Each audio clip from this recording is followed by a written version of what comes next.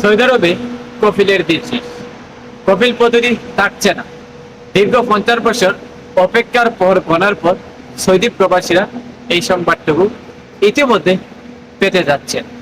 গণমাধ্যমে প্রচার হচ্ছে, সৌদি আরব শ্রম মন্ত্রণালয় থেকেও জানানো হচ্ছে এবং আরবের যে নিউজ পত্রিকাগুলো তারাও প্রকাশ করেছে।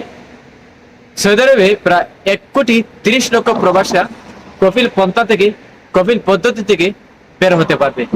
তারা নিজেরা এক্সিট লাগিয়ে নিজেরা ভিসা মেয়াদ বাড়াতে পারবে, আকামা সরকারি পদ্ধতি করতে পারবে।